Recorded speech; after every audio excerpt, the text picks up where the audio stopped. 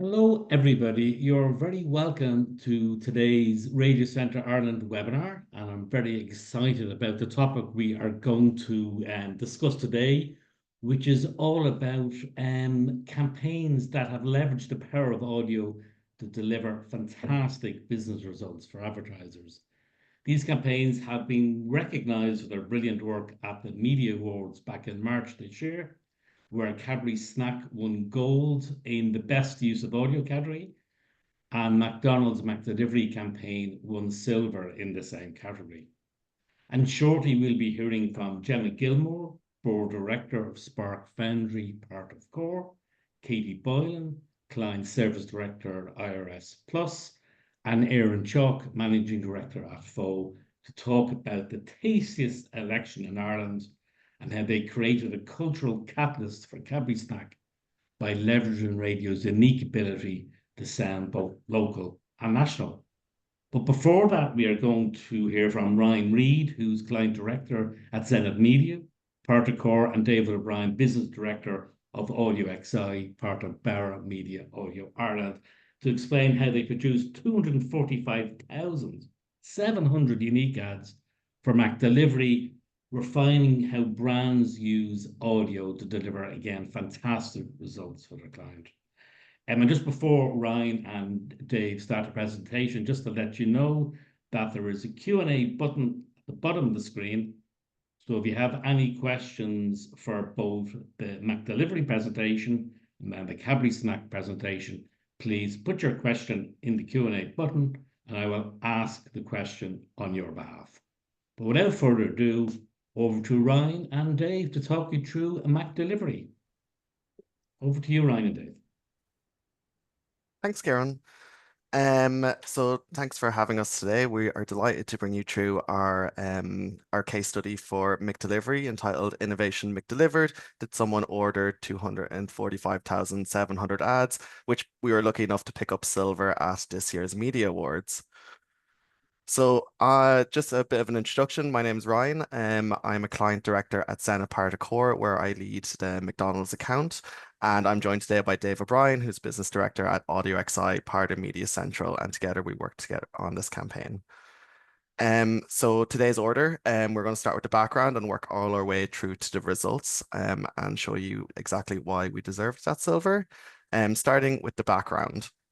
So McDonald's operates in a fiercely competitive food delivery market. And what not a lot of people realize is that we do have a disadvantage for McDonald's in Ireland, which is our app does not offer any ordering function, unlike competitors like Domino's and KFC. So we are solely dependent on the likes of Deliveroo, Just Eat, and Uber Eats to operate our delivery platform, which kind of takes the power out of our hands. Also, McDonald's is famous for their in-restaurant experience. They have, ever since the offset, they have invested a lot of time, effort, and resources into making their restaurant experience world class. This has not yet spilled over to their at-home experience, where they are still perceived as not the number one choice for at-home delivery. The food does not travel as well as the say likes of pizza. And when there was when we first kicked off with McDelivery, there was issues around order accuracy. So it's still struggling in that at-home space. Also, the elephant in the room at the time when we were planning this campaign, and still is very prevalent, is the cost of living crisis. So when we were planning this campaign all the way back in November 2023, Core Research had just released a piece of research where they identified that up to 1 million Irish people claimed that they would eat out less due to the increased cost of living going into 2024. So we really knew the odds were stacked against us, and we really had to make sure that we fought for every single sale during the 2024 year. We had three objectives for this campaign. The first objective was to grow sales in a declining market. Easier said than done. Our second objective was to increase return on media spend. So McDonald's does a lot of econometric modeling, and we really wanted to make sure that we were getting the absolute most for every euro that we spent in media. And then finally, we wanted to drive awareness and brand perception of McDelivery. So that brings us on to our insight. 93%. So 93% of people know what they're going to order before they even open a delivery app. So this really changed everything in our perception because it meant that the battle wasn't on the app itself. It was actually before people even opened the app. It really meant that we had to intercept the moment before hunger happens. So hunger can happen at any time, and when people think hunger, we want them to think McDelivery. It goes back to Barham Sharp's theory of mental availability, where we just wanted to really own as much space when people associate hunger and wanting a delivery with McDelivery. So what was our creative idea? So we had a big ambition where we wanted to create Ireland's largest ever dynamic audio campaign. We knew that dynamic audio was a key channel that we could tap into that could help deliver personalization at scale that other channels could not, and could really help us cut through and make an impact in this in the current environment. And to do this, we needed the right partner to activate with, which is why we activated with Audio XI. So not only are Audio XI Ireland's largest digital audio network, so they offered the scale and scope that would be needed to activate this kind of a campaign, but they also offered the creative expertise that we wanted to really make this campaign shine. They are experts in the dynamic space, and they could really help us create those assets that are fit for purpose. Again, making sure that every impression counts at this time. So the creative idea was very much about using data and AI to help deliver more impactful ads, but not just more impactful ads, more personal ads. We wanted to tap into as many data sets as we could to really make sure that whatever it is the consumer was doing at that moment, that the ad really reflected this, and therefore would make more of an impact at that time of a listen. So that brings us into our strategy. So McDelivery had to become the relevant interruption. We couldn't just show up. We had to really show up differently. We really had to make sure that we're intercepting these moments when people would feel hunger. Which brings us on to why we decided on digital audio. There was a number of reasons why digital audio was chosen, especially as an independent channel in its own right, where it can often be associated as maybe a tag along for radio. We thought that our ambition lied in activating this purely through digital audio. And the reasons why? So it had a proven record of return of investment. So in our econometric modeling the last few years, even though it was from a low base, we definitely could see that digital audio was having a very strong return on our investment each time we ran it. It indexes really well for light and heavy QSR customers, so QSR being quick service restaurant customers, on TGI. And this was important because not only could it help us protect the base of a heavy user, but could also help us try and encourage more sales with the lighter users. And then finally, according to the IAB and Red Sea Listen Up research, we found that digital audio skews younger, and it also skews those living in urban areas, which is really much the bang on bullseye audience for McDelivery. So again, to summarize our strategy, we really wanted to take our really extensive menu of iconic menu items and really combine that with cutting edge technology to deliver this personalization at scale that hasn't been seen in the Irish audio market. And just to explain how we did that, I'm going to hand over to Dave, who will bring us through the execution.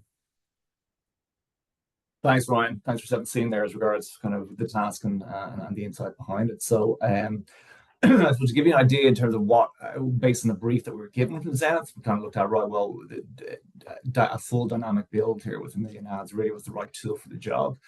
And with that comes the alchemy really of audio creative married with dynamic technology. So without further ado, I'll just, if we can play the video, to give you an idea of the overall execution. Audio XI has just launched its biggest dynamic audio campaign ever with McDonald's, rolling out their McDelivery service across Ireland. Using the incredible power of dynamic audio, Audio XI delivers personalised messages at scale. Depending on your region, device, time of day, or even the content you're consuming, you receive a tailored message, unlike a generic broadcast. This approach has enabled McDonald's to reach individuals across Ireland with personalised audio ads, maximising awareness of their new service. The campaign features an astounding 245,700 variations of the McDonald's ad, with dynamic messaging used for various targeting triggers. Enjoy a Big Mac and medium fries under sunny skies. I'm in. Enjoy a Big Mac and medium fries looking out at cloudy skies. I'm in. Enjoy a Big Mac and medium fries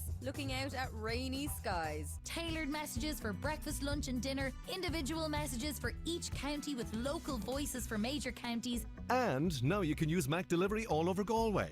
And now you can use Mac Delivery all over Dublin. And now you can use Mac Delivery all over Cork. Delivering the good news to the right audience at the right time and place.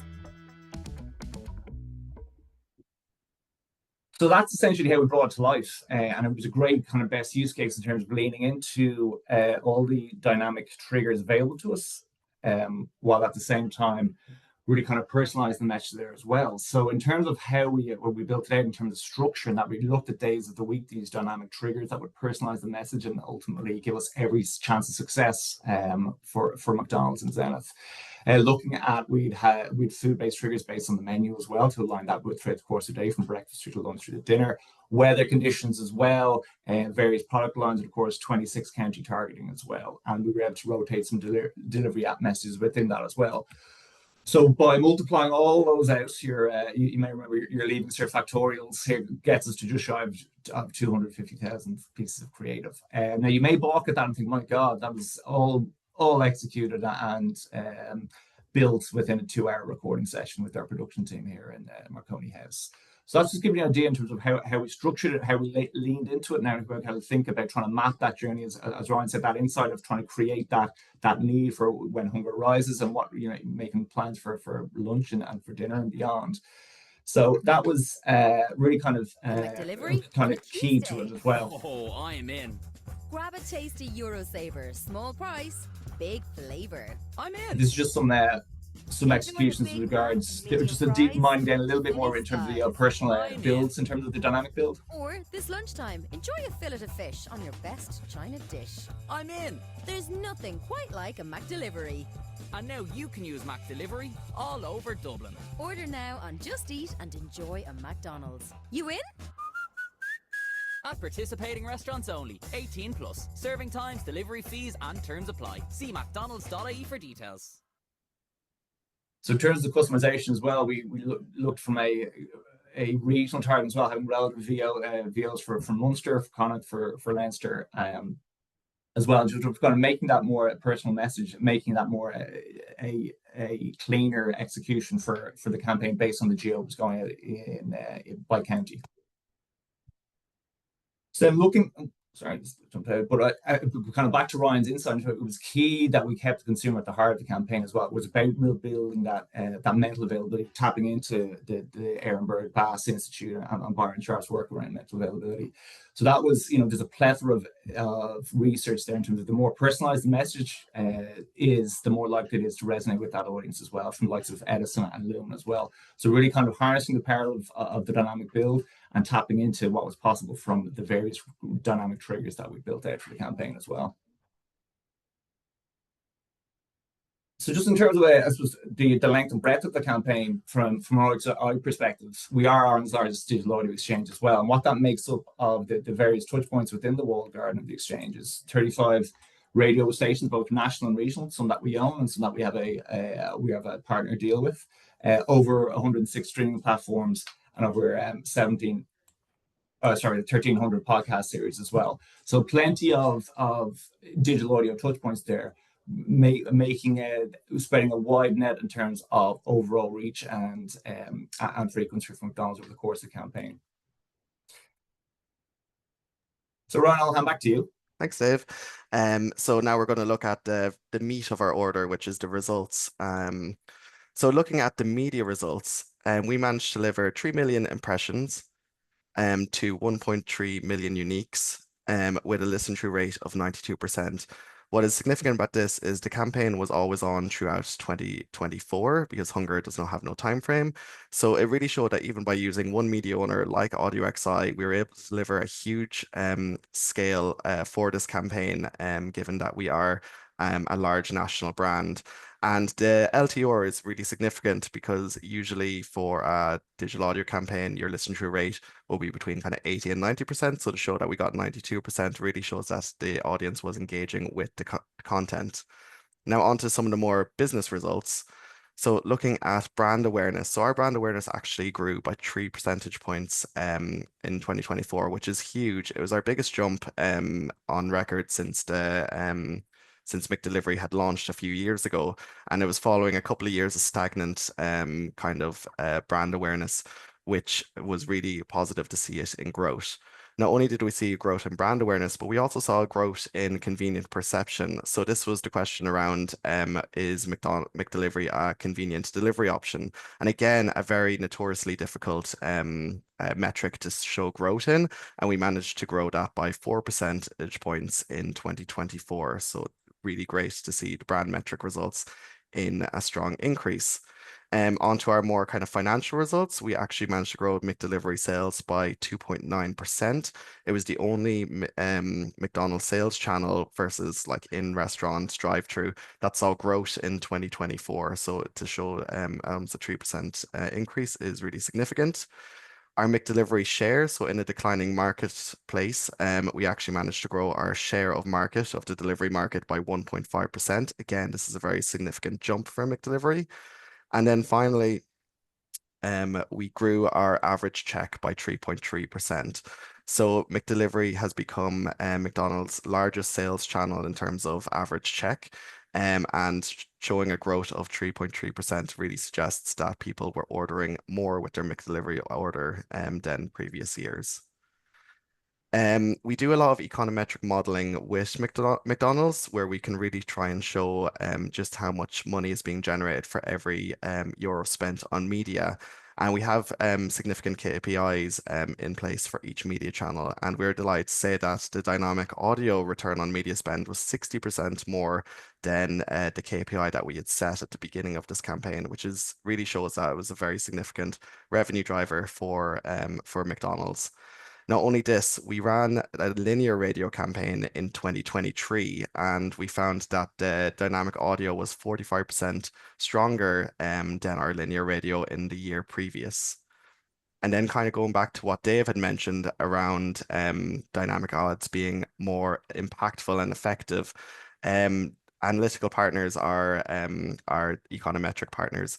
They actually found that for everyone exposed to a dynamic advert, they were twice more likely to act than those exposed with a standard digital audio advert. So it really shows that putting in that extra effort for personalization at scale can really pay back in terms of brand results and business results.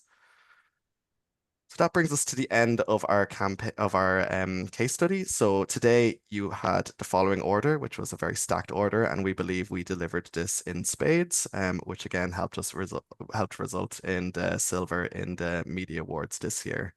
I just want to thank everyone and open the floor to questions.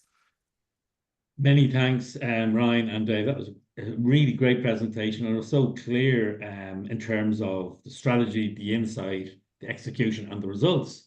The results are fantastic. So please, anybody who has any questions, I know there's a couple of questions in the Q&A button. If anybody has any more, just type them in and I'll ask on your behalf. I have a few questions, but they're more based on the process, because I say your strategy and insight and execution and results are so clear. I suppose the question is more around how difficult was the process in agreeing all the triggers and then executing it and recording it and growing it at scale. That whole process, how challenging was it, or how smooth was it, or just a bit of insight around the process? Yeah, I can take it from the client perspective, and then Dave can take it from the actual production perspective. So from our perspective, it was super smooth process. We're very lucky that at Zenit we have a really close relationship with McDonald's, and there's a lot of trust there. But not only is there a lot of trust, but we have a lot of data to back up decision making, as I said, with the econometric results. So we felt pretty confident going into this that doing something that involved a dynamic execution would really be a good move for McDonald's, and that digital audio was a good channel to do this on. From our perspective, it was we had a brief which we had shared with the Audio XI and had follow-up conversations. We knew that we wanted this to be executed and delivered with an Irish flair and an Irish tone of voice, which is why we wanted to use someone in Ireland to make the assets. We have an amazing creative agency in the UK, Leo Burnett's, but we wanted to do this on a kind of a more of a local level. But from our perspective, it was very smooth from brief to execution, approval process. In terms of deciding the dynamic triggers, we just asked what was possible and to do as many of them as possible because we really wanted to get the most out of this platform. And we felt McDelivery was the perfect campaign that really could lend itself to as many dynamic triggers as possible. But from an approval process and working with the client, it was very, very smooth and only took a few weeks from brief to actually going live. Dave, you could probably go through a bit more of the actual production side of things. Yeah, so in terms of that, as Ryan said, essentially we create one core script based on the brief from Zenith and McDonald's, and within that core script, we just essentially plug in where each of the triggers will fall. And then in the production session, we record the relevant lines, but be it geo, time of day, the product line rotations, what have you.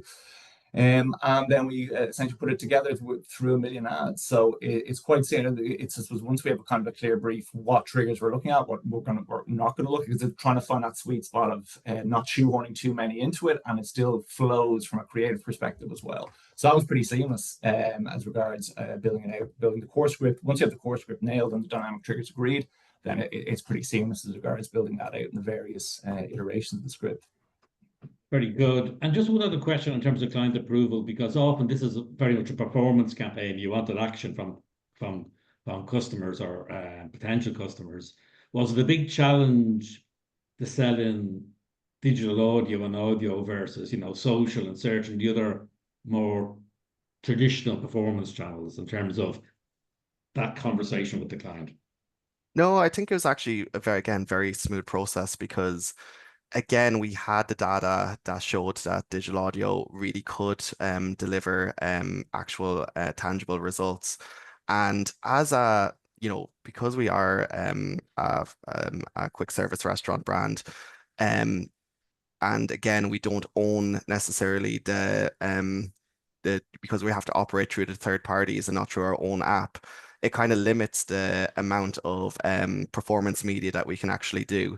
So digital audio was that perfect interception between kind of the broadcast media, which McDonald's is very comfortable with, and also some performance media, which is areas that we're really trying to explore more of with the brand. Perfect. And maybe like this next question, because everything is so clear, I'm just thinking on reflection afterwards, was there anything you'd say, we could have improved this, we could have done this better? Was there anything you thought afterwards, if you were doing it again, you might do some things differently?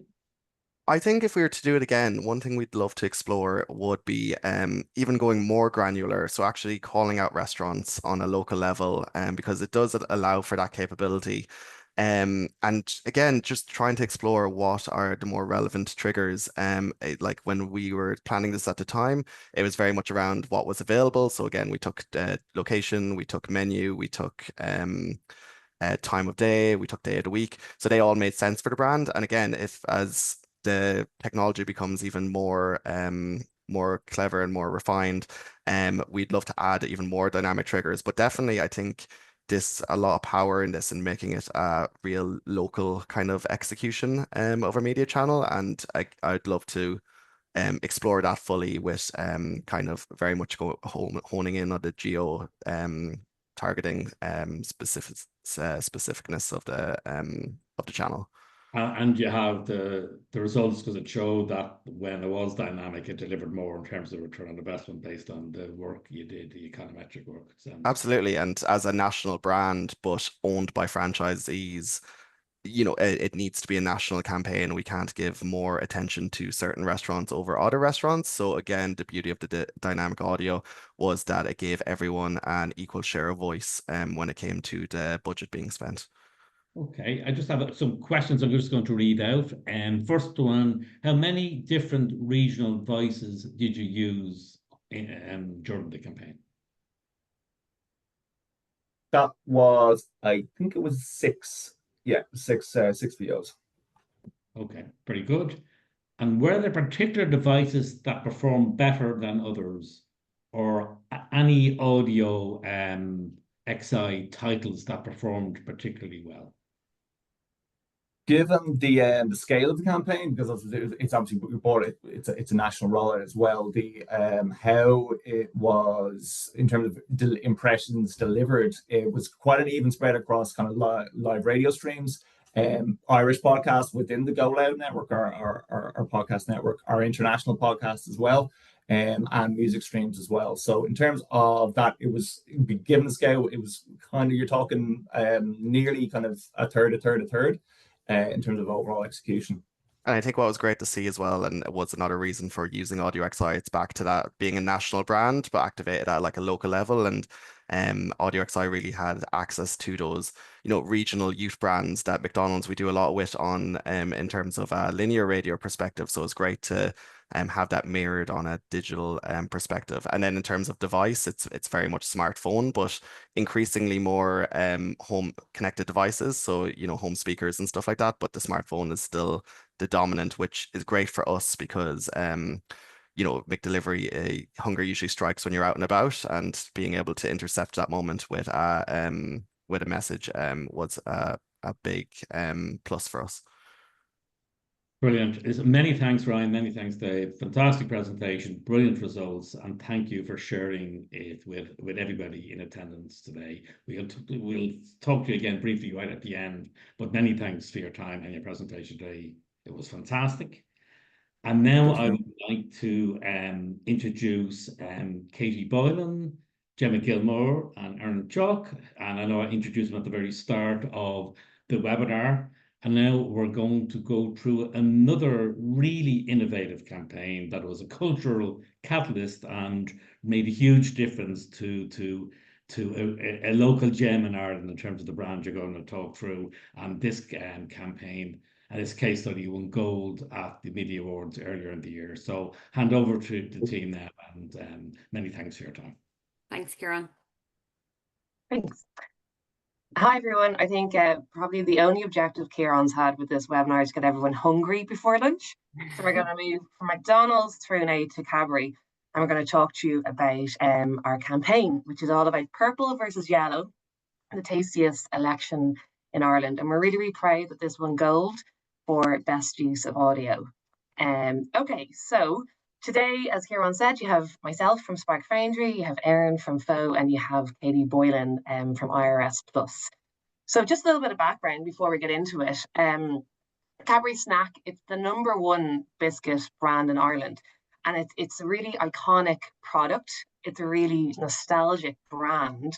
And if anybody has friends or family that live abroad, I'm sure you're not the only person that gets asked to bring it in your suitcase or in your handbag over to them because it's really missed. And for Mondelez, in a world where they have so many iconic brands and global brands, the likes of Oreo and Belvita, etc., this for them is a real local gem. So even though the budgets might be massive, but actually the prioritization from a business point of view on this brand and on this product is really, really strong. So that's great for us. However, over the past couple of years, there have been some things happening on Snack that have been negatively affecting it. So first of all, the business has been relying quite a lot on promotions, so in-store promotions. And we as advertisers and marketers, we know that that isn't the best route to go down in terms of long-term effectiveness and long-term growth. Also, I know the guys from the McDonald's team talked about the cost of living crisis. For anybody in the world of chocolate, there's also a cocoa crisis, in case you weren't aware. And what that means is that unfortunately, because of this cocoa crisis, cocoa costs are increasing dramatically. And unfortunately, that means that the cost is being passed on to the consumer as well. And then finally, we have an issue with being relevant to today's biscuit consumers. So unfortunately, biscuit consumers in general are getting older. So we need to make sure that we're maintaining, but actually growing the brand. We need to make sure we're bringing in new and younger consumers. but also we need to make sure that we have some sort of relevance with them as well. So this was something that we knew that we really had to attack. So the ask from the business, from the Mondelez and from the Cadbury business, it was actually really, really clear for us. It was transforming snack from the iconic product that we talked about to that iconic brand. And we knew that we had to do that by getting people talking about the product and the brand, and also making sure that we were embedded into the culture and the society that I spoke about. So how we're going to do that? Well, Erin's going to talk to you about that now. Thanks, Gemma. In 2024, Ireland, it was saturated with political discourse, yet many consumers kind of felt disconnected or fatigued with all this conversation. The year was full of referendums as well as a whole host of elections. You had your local, European, general, and of course the big American election. All of this news and noise was dominating the airwaves right throughout the year. And that's where the idea struck us to create a parallel election that everyone could enjoy, and one that brought a smile instead of a sigh. Cadbury snack fans, they're loyal, but they're often split. They're split between the chocolate-rich purple fans versus the crumbly yellow devotees. And we leaned into that divide and turned it into a full-blown snack election. Two parties, two iconic candidates, and one decisive decision: which snack rules them all. To do so, we built a campaign that mimicked a real-life national election between the purple and the yellow snack. Each party had a representative that featured in a 30-second satirical party political broadcast ad. They took part in tongue-in-cheek radio debates, and every element was engineered to invite interaction and laughter over the airwaves with our listeners. To bring the characters to life, we enlisted comedians to play our snack candidates, which added a layer of charm and mischief.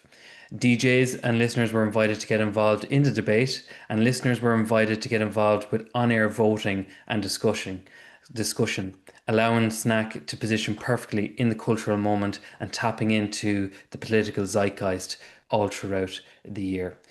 Here is an example of the Cadbury snack debate as one of our marquee pieces of creative that ran in the campaign. Hello and welcome to the Cadbury snack debate. We have yellow and purple in studio ready to go head to head. To purple snack first, you narrowly won in 2023. Will the public vote you in again? I believe yes. Purple brings a biscuit sandwich surrounded by chunky milk chocolate, which is still the people's favourite. And to you, yellow, why should the Irish public vote for you? We know the public cares about our superior crumbly shortcake smothered chocolate that's both smooth and creamy, perfect to dunk in a cup of tea. Purple, your response? Everyone knows purple snack goes perfect with tea, but unlike yellow, we welcome the coffee drinkers. Well, that's simply not true. I mean, yellow represents all hot drink enthusiasts. Now you're excluding the iced coffee and iced tea drinkers. Well, some of my best friends are iced coffee drinkers. Just not your voters. Well, that's all we have time for here at the snack debate. Thanks to both purple and yellow. Remember to pick up your favourite in-store to cast your vote. And now I'm going to hand over to Katie, who's going to bring us through the strategy and media. Thanks, Erin.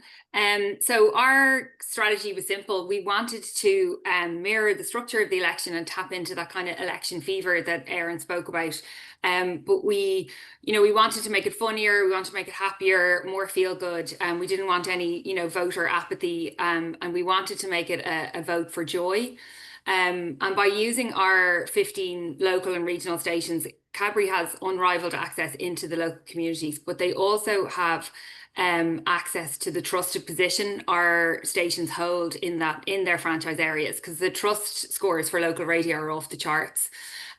So by using that trust, we transformed our stations into kind of mini regional campaign headquarters for the taste debate.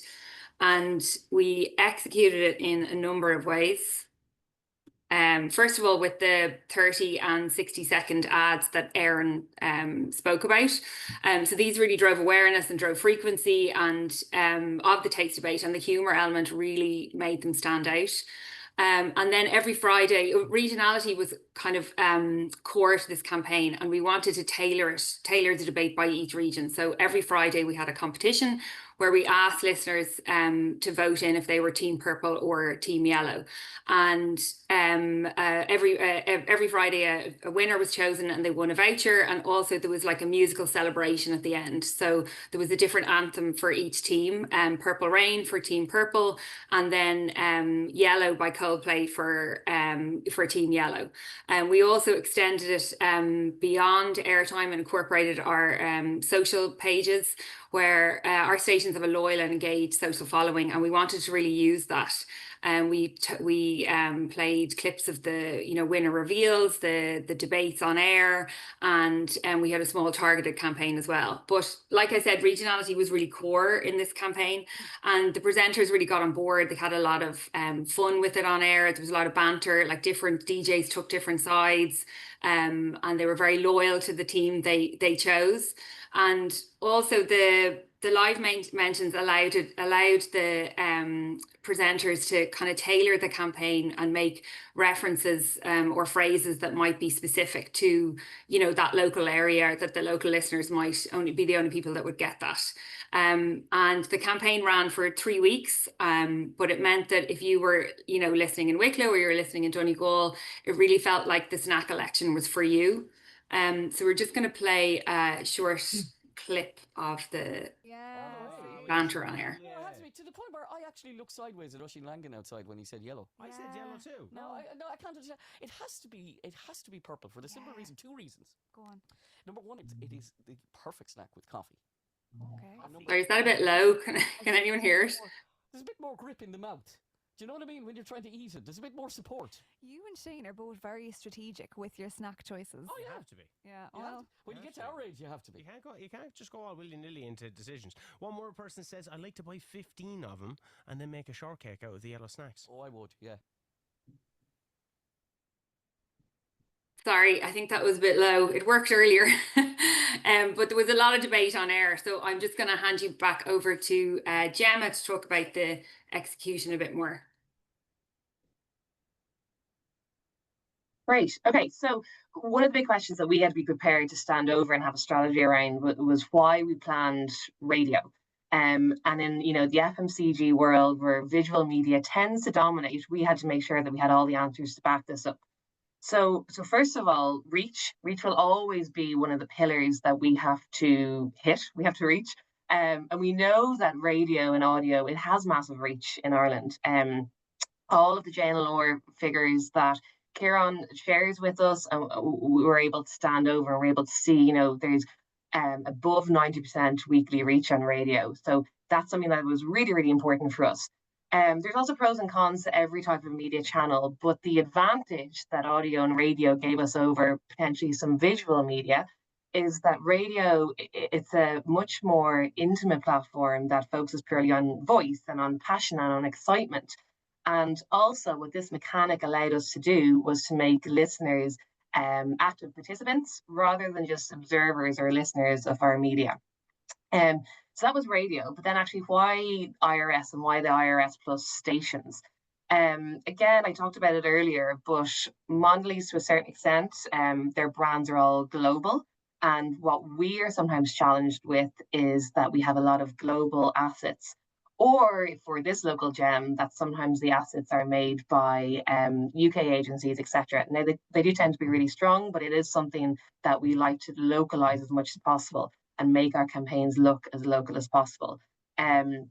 Having localized and personalized assets and channels, that's actually something we're literally contracted to try and improve and increase on an annual basis. So that's a great KPI for us to have. And for us, when we looked at IRS and the IRS stations, that's the real epitome of local. Erin and Katie, and actually pretty much anyone who talks to me for longer than 5 minutes knows that I'm a really proud Cavan person who listens to Northern Sound an awful lot. And for us, we genuinely believe that this partnership deliver the absolute best that local radio can deliver in Ireland. Thanks, Gemma. So as I said, the competition ran for 3 Fridays, and over the 3 days we had just over 10,000 texts, which is double our industry benchmark. And the social element delivered 2.6 million impressions. But more interestingly, we asked the stations to tally the overall votes and let us know what was the winning snack of choice in their franchise areas and which came out top for the listeners. So as you can see, purple was kind of the resounding winner, bar 3 areas in Dublin, Clare and Highland. And Cadbury actually said to us that this granular detail was really valuable to them, and they loved being able to see which was the snack of choice. And so as you can see, all politics is local, but so is taste. So I'm going to hand you back to Gemma to talk through the business results. Great. So the business results were really, really strong. The snack bars literally flew off the shelves. So we had an increase of 4% on sales value. And that was even with that small price increase that I spoke about that unfortunately was being passed on as a result of the cocoa prices.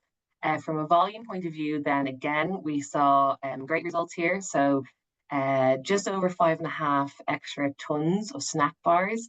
And to put that, I suppose, into a little bit of context, and what that means is that that's enough chocolate bars to feed the whole of Croker twice, with enough left over to invite half of the Viva as well. So it's a huge amount of extra bars. So again, that was something that the business and the sales team, not just the marketing team, they were really proud of as well. So finally, I suppose, just to summarize, why do we feel that this really worked? Well, for us, it was all about that cultural timing and the brand heritage. So that was what was leading to the relevance that we spoke about at the very start of this presentation. And in a year of noise and elections and everything like that, and in general, things are becoming noisier, but we want to make sure that we made room for joy. So Katie spoke about that earlier. And from a Cadbury point of view in general, we need to make sure that joy is part of all of our communications. Audio also let us dramatize a flavour debate like a national event. So that drama that came from audio, we couldn't have done that really in any other channel, we believe. And then finally, again, those local voices, they really led to real joy. We had no scripts, for example, for the live mentions. So it wasn't just people listening and people hearing, it really was felt. And for us, we said at the start of the campaign, and we said at the very end of the campaign, that if joy was going to have a sound, we wanted it to be this, and we really truly felt that it did deliver on that. So that's our campaign. Really proud of it, and we're absolutely delighted to win gold at this year's Media Awards. Fantastic. What a fantastic presentation. Absolutely brilliant. If anybody has any questions, please type them into the Q&A button and I will ask on your behalf. I have a few questions. The first one is, having worked in agency land for many years and working with a big global company like Mondelez, how did you manage the approval process to get such a local campaign through, which can be challenges getting approval process sometimes with big, large organizations? How did you manage that? It comes back to a couple of things. First of all, the relationship that we have with the client, it's a really, really strong relationship. So they that are sitting in the office, they have built a relationship based on trust with the client. And the client trusts us to make sure that we make the right media strategy decisions, and that we're really, really looking at how we push the business forward. So we're not just looking at, oh, we want X amount of reach or X amount of impressions, but actually it's going to deliver a business effect. So that was really what we had to do from the start. We had to show a strategy that was going to deliver for the business. And in terms of the approval then, fully enough, it wasn't actually that difficult. The clients, they work very, very hard at getting things through that they believe in. So all we had to do was make sure that they trusted us and believed in us. And then, to be honest, it was over to them and they did it very, very seamlessly. Brilliant. Okay. Another question. You shared the brief about, renewing love for the brand and, creating a cultural moment. How did you come up with the idea? That's the brief, but then the idea was brilliant in terms of the taste of the election. How was the process for coming up with such an innovative solution to that brief? If I had a clear answer for that, Kieran, I think I'd be a millionaire at this stage. But from this campaign, we kind of had a lovely position to start from, which was the snack brand itself. It's quite a playful brand. It's the product itself with the yellow and the purple snack. The public are already used to choosing them. It kind of falls into that category of Tato versus King, Barry versus Lions type. So we had a kind of a warm public to play off. And then timing became everything. It's very rare that things aligned perfectly that we could take this natural choice and really kind of put it into overdrive. The fact that politics and voting and choosing was in the zeitgeist so heavily, more than it had been for many years beforehand.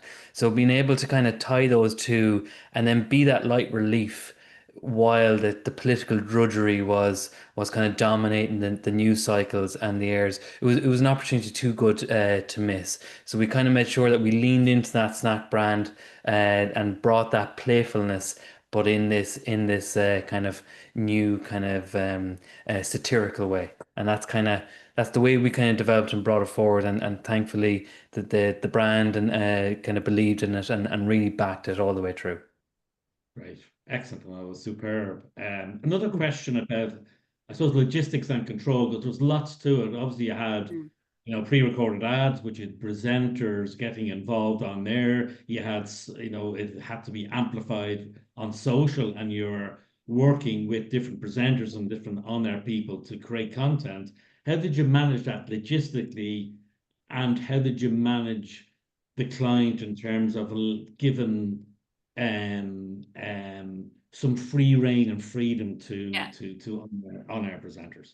I think like there were a number of elements to the campaign, but that's what we're good at in IRS Plus. Like we manage 15 stations every day for spots, branded content, everything like that, and we've very much evolved in IRS Plus. We have streamlined a lot of our processes internally with the stations and with agencies and sign off and that kind of thing as well. As well as that, so it kind of required planning on our part and clear communications to the stations and obviously to Spark as well.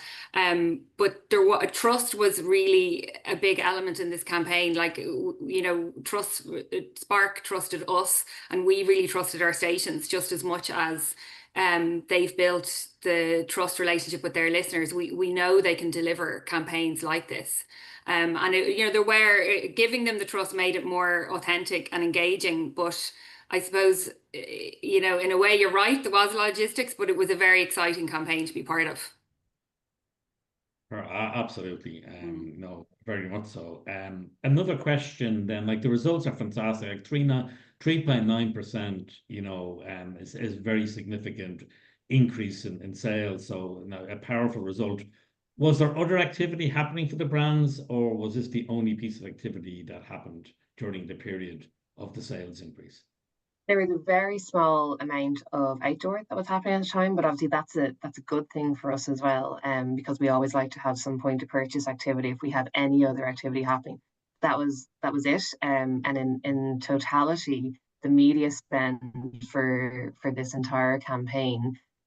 It was something that media planners would see as very, very small. I obviously can't share the detail of it, but it is something that you go, oh, okay, we don't have a lot of money here, but actually I think you can still do brilliant work with it. Brilliant, yeah. Really, really powerful. There's a few questions just that I'm going to ask on behalf of people who are on the webinar. Any inspiration or advice how to bring those unique and different styles to more local brands with smaller budgets? They all encompass a challenge to get local businesses to take the creative leap away from the 20-second spots. So any advice to the audience? Yeah, for this campaign, the advice we take from it is it's how we operate on a daily basis. Is when we look at a brief that comes in, we look at a response that solves the problem for the business, but how do we do it in the most creative way? And that often leads to very exciting campaigns like this one, which are not the most sellable in. They're not the most straightforward, easy to get through all the approval process.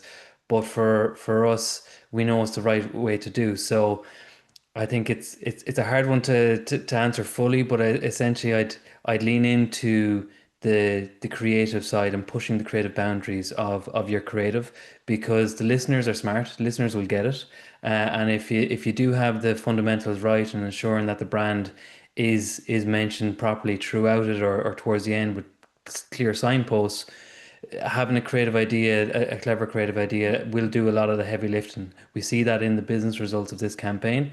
Easier said than done. So for brands who might be nervous, we'd always advise test it. If it's not working after a test, fair enough, you've seen it. But I would always suggest doing trials, not baby out with bathwater, but trials and building on learnings from each time you go through those processes. I also think for small businesses, something like this is even more important because big global brands usually have much bigger budgets. And while I talked about reach, actually attention is as important for every brand, regardless of their size, but particularly for smaller businesses. If fair enough, if we're hitting our reach figures, which is very, very strong, but if the consumers, if the attention isn't there, it's going to be the most expensive campaign or investment that business could make. So by doing something a little bit different like this, it's going to boost your attention, which should have a much more positive effect. So I actually think something like this is even more important and more obvious for them to do rather than the generic 20-second ad. Absolutely, totally agree. Another question, really interesting one. Question here.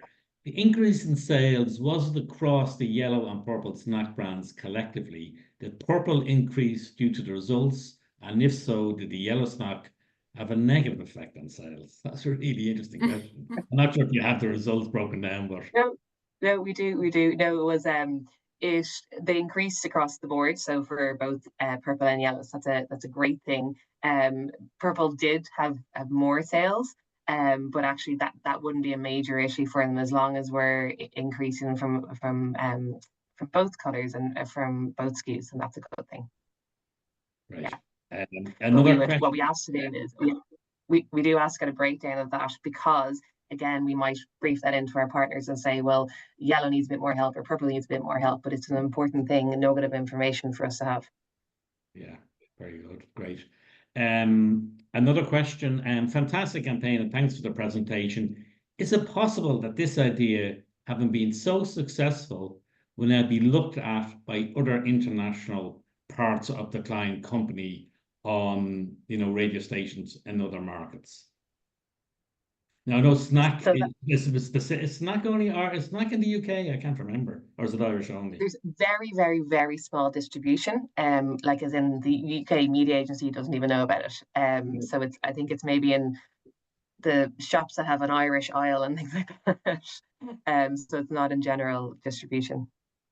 But the principle may apply in terms of the principle of your strategy could apply to other markets. Maybe markets where probably radio or audio isn't hugely part of the media mix, which often is the markets. And each market in Mondelez has their own local gems. So we're part of the media leads meet on a monthly basis to showcase learnings and case studies and things like that. So this is one of the pieces that we've shared with them to show the effect of it and to show how we went about it. So again, that's something that the client loves because we want to showcase Ireland as being brilliant. And also we want to share and hopefully, help other markets with their local gems. Okay. Another question, did the campaign gain much earned coverage beyond the formal partnerships? So I suppose that's, commentary on social and other people picking it up and consumers talking about it, I suppose. Yeah, we did. I don't have the exact figures on that, and that was led by the PR agency. But that's actually something that we're looking at from including that as a KPI specifically for us for next year's campaign as well. Okay, brilliant. That is fantastic. I might just invite back, I think I just double check, is there one more question? I think that is it. Maybe Dave and Ryan, you might just come back, and we're just going to finish up now. And really the reason, just thank you for coming back and to say to both campaigns, brilliant campaigns, brilliant strategy, brilliant insights, brilliantly executed and shown the power of the medium. And most of all, such powerful business results. So what you did for your clients, for your brands was incredibly effective and incredibly powerful. So I really want to thank all of you for taking the time to share your work with people who've attended the webinar. And for people who couldn't attend the webinar, the summary of the case studies and this video will be on the Radio Centre Ireland website later this week. So you'll be able to re-look at a written form and then a recording of the webinar as well. So I want to thank everybody for attending. And we're going to take a little break with the webinars for the summer. We will be back with the Radio Centre Ireland webinar in September. But for now, I want to thank everybody, particularly the participants and everybody who attended. Thank you for your time and have a wonderful afternoon. Thank you all. Goodbye. Thanks, Kieran. Thank you. Kieran.